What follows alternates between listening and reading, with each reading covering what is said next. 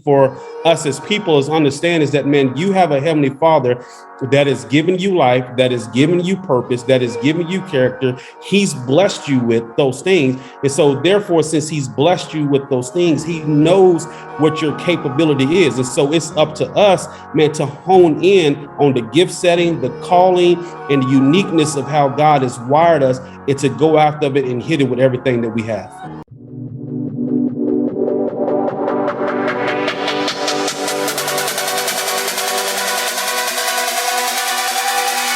There is something special inside you. Welcome to GNG Podcast with your host, speaker, best-selling author, Chaz Jackson.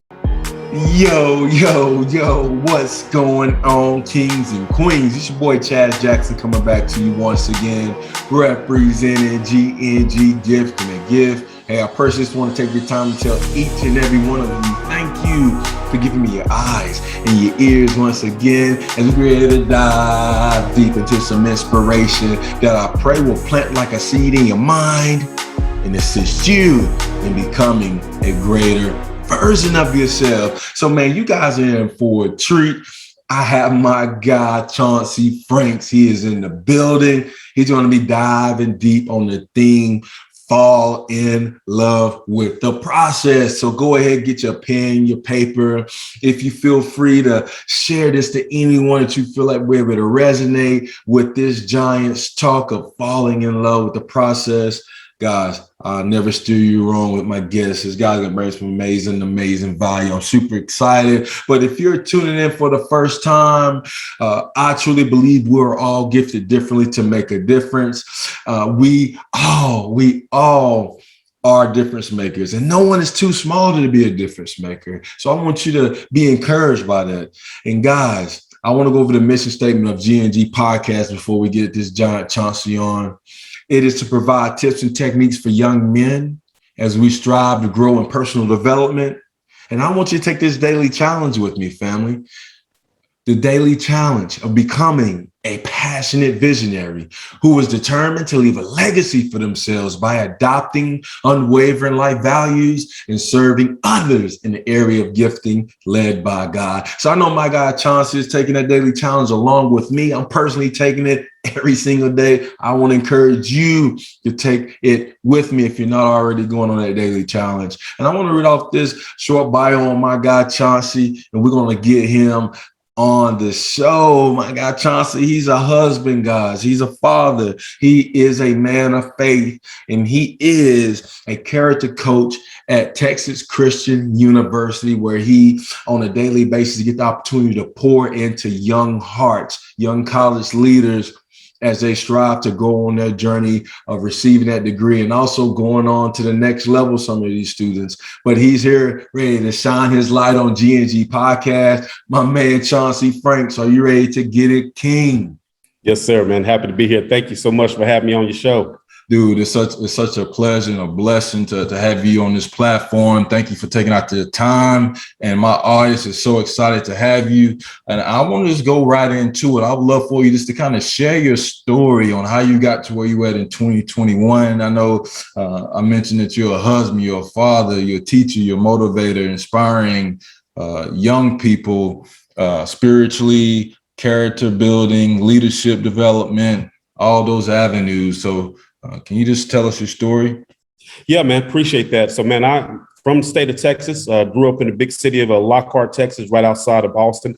And I'm the product of a preacher's kid. They always say that the preacher's kid are the bad kids. And I think I totally fitted that stereotype pretty well. Left Lockhart, went to college at Midwestern State University, played football up there. I became a typical college kid where you kind of put your faith to the side. You enjoy the craziness of college. What position did you play, by the way, man? I played center. I was on offensive line, man. So I was up there blocking and wrestling boys in the trenches. But man, football is a big part of my life there. I pledged Kappa Alpha Psi Fraternity while I was there. So the Greek life was a big part of my life there. And man, just enjoyed college life. Probably enjoyed it too much. I made a 1.5 my freshman year in college. And man, my mom talked about sending me home to the Lord at an early age if I didn't get that grades up. And so I eventually started getting my grades up. But man, finished up playing ball there. Wanted to be, my goal was I wanted to be a head college football coach. I wanted to be the first African-American coach to win a national championship. It still hadn't happened at the collegiate level. So I don't know if I missed out on that calling or what, but while I was coaching, man, I started just kind of still living part of that party life. I started doing promotional parties, kind of like Puff Daddy Sean Puffy Combs did in his early years. And so, man, I would rent out a club, man, have people there. And man, we would have anywhere from 500 to 1,000 people there. So, man, I was making all kind of money in college, hosting these parties. And man, just the Lord just allowed things to just kind of start falling apart. Went through a bad relationship, man, just the parties were tough, just trying to manage, and just the fights and everything else. And just one night, man, the Lord just really convicted me and said, Chauncey, this is not what I create you for. These are not the gifts that I've given you. And so, man, just over a course of time, began to start engaging back in church. This pretty young lady invited me to church, and I thought she was cute. And I said I would go hang out and go to church. And man, so became a part of that college group. Initially gave my life to the Lord in 1998. That little young lady who invited me to church, man, we began a friendship that consisted probably about 4 years. And then after that, man, we decided we're going to take that next step and get married. And so, man, we've been married now for 17 years. We got 3 kids, a son and two girls. And also during that time period of time, man, coached for 1 year, left coaching to come on staff, felt like the Lord was calling me to ministry, joined this organization called Fellowship Christian Athletes. I've been with FCA for 17 years now. Initially started in the Dallas side of things. I was doing the college ministry at SMU, and also too working with local high schools and junior highs throughout the DFW area. In 2010, opportunity for me to come here at TCU to be the FCA character coach. Lord opened up that door in 2010. So I've been serving on the campus here now at TCU for a little bit over 12 years. Dude, thank you so much for diving into your story, more of how you've made that transition and how God used, you being in the music production, being an athlete, and kind of going through those trials to get to where you are now, and for you to renew your mind and say, hey, I want to be more on fire for the Lord and help these student athletes. So I know you're a chaplain since 2010 at TCU, correct? Yep. Yeah, so kind of working in that avenues, being a characters coach, like you said. And dude, thank you so much for what you do. And this platform is built around building tips and techniques for young men as they strive to grow in personal development. And I know the theme of this show is fall in love with the process. I've heard you talk about that before, and I know you're going to bless the audience with what that means to you, Chauncey Franks. Like, what does that mean to you when you hear fall in love with the process? I'm going ahead, and whoever's listening right now, go and get your pen and paper. So I know there's going to be some value given right here. So in anything in life, if it comes with greatness or if it comes with true value, it goes through a process.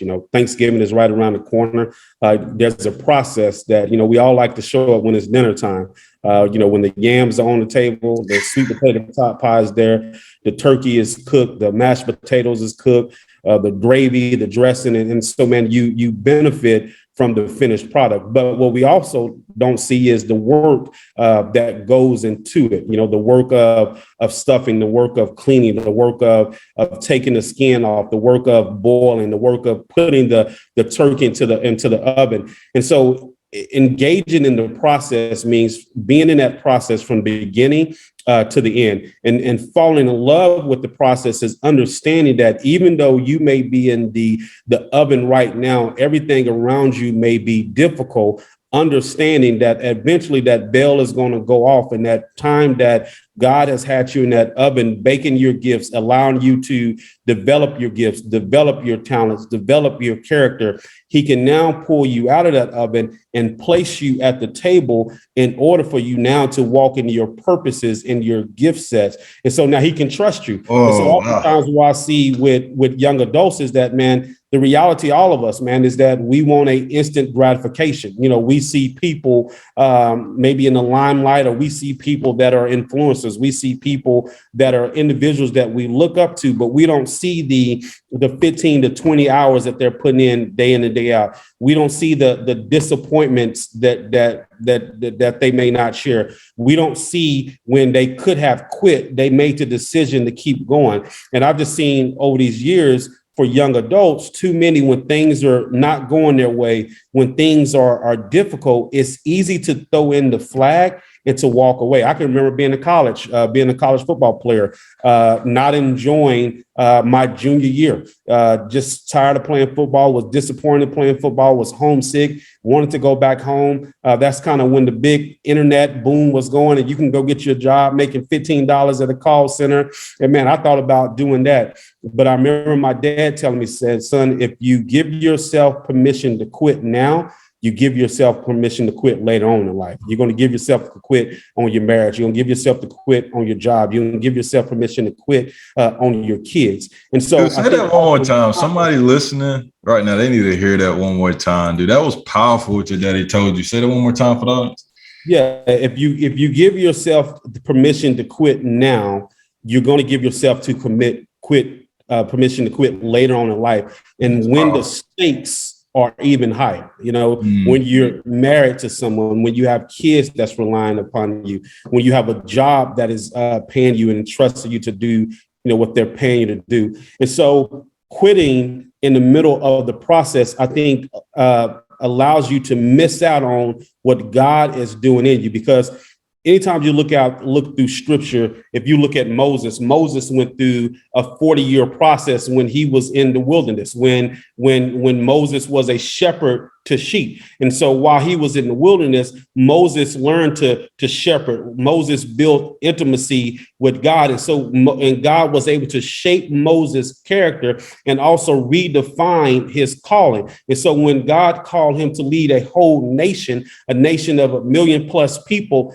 Moses was ready. The same thing with David. When David stepped to the arena with Goliath, when those who had the titles of warriors were afraid and were afraid to go to the battle line and toe up with Goliath, David, who in his personal relationship with the Lord, he understood that through God, anything was possible, because God had already given David victory in other areas in his life. And so when he faced the champion Goliath, David already knew, God allowed me to go through a process and have victory against a lion, against a bear, and other areas in his life. Why will not God give me the opportunity to be victorious of this giant who does not worship the living God? And so I think for us as people, is understand is that, man, you have a heavenly Father that has given you life, that has given you purpose, that has given you character. He's blessed you with those things. And so therefore, since he's blessed you with those things, he knows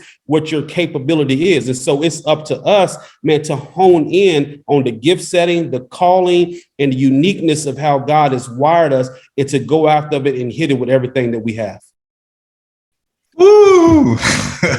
Hey, what did I tell you? Like, I never steer y'all wrong.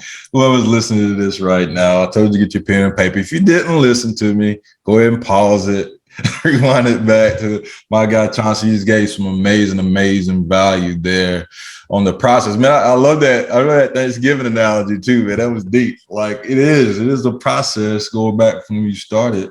You know, whatever God's calling you to do. Sometimes, yeah, we want that instant gratification, that hot pocket meal. Yeah. And it takes time, especially when it's something God driven, if that makes sense, because he has to get glory out of it some way, somehow. So that whole process and that building, those stories that's coming out of it, when you do make it, it's just like, man, wow, I can share this to somebody else that's going through it. And hey, if Chaz can do it, I can do it. If Chauncey can do it, I can do it. And that's that whole process and it's kind of enjoying it and creating memories, if that makes sense. So, Yes, sir. but man, I love that. I love that so much. And I know. So at TCU, how many sports do you chapel or do character coaching with? Yeah, man. So there's a team of 4 that I work with, 2, another male, Coleman Maxwell, and then 2 young ladies, Destiny Santos and Carrie Casey. And kind of how we decide, how we attack it is that, the 2 guys will work with the male sports and the ladies will work with the female sports. And so, man, we work closely pretty much with every sports team on TCU's campus. Not every team we do the same thing. We'll do, chapels for the football team, baseball team, basketball team. We do life. We walk alongside our coaches and student athletes. We try to be there. We do everything but coach the X's and O's. What we do is we coach life. We are encouragers. We are disciplers. We are helping them grow in their faith. We're helping them to process decisions. We're helping them to stay in the process and not throwing the flag and to give up. And so we work with the majority of the sports teams there. Not everything looks the same with what the services that we provide for each team, but in some form or fashion, we have a what we say the ministry of presence, that we are around at practice and doing life in that community. Dude, that's so beautiful. And I know, so freshman athletes, soon when they come into college, obviously it's a whole different ball game than back when they was in high school playing ball. It requires a whole different perspective. It requires a new individual. And I heard you mention in one of your other interviews of rewriting your dream. And what comes to mind for that freshman athlete that's looking at right now? They fresh on campus, just trying to, get a plan in place of how should I be attacking college so I can prepare myself for after graduation, if I make it to the league as a dream of mine, or if I go into the real world and get a job 9 to 5, or however the case may be, however the Lord is leading you. What tip or technique can you share with them to go into their freshman year motivated and inspired and being intentional about what they're doing from a character standpoint? Yeah, I mean, I love to tell freshmen, you have to rewrite the dream, because oftentimes, your dream is to get to college and to be a college athlete. And there was certain things that you did, work, extra work, doing drills, studying film, extra practice, taking care of your body, what you put into it.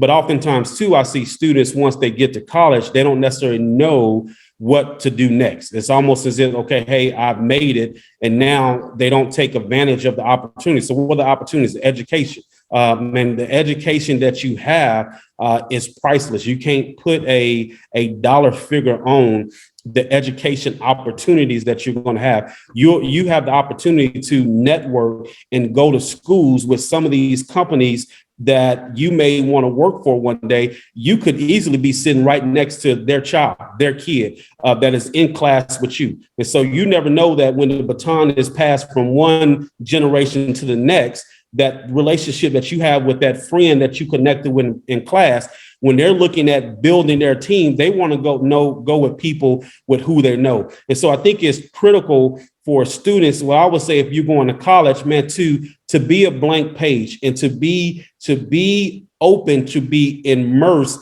and allow everything within that environment. It's almost sponge. Like if you take a sponge, you put a sponge in blue dye water, you put that sponge in there, you pull that sponge out and squeeze it, that sponge is going to release blue water.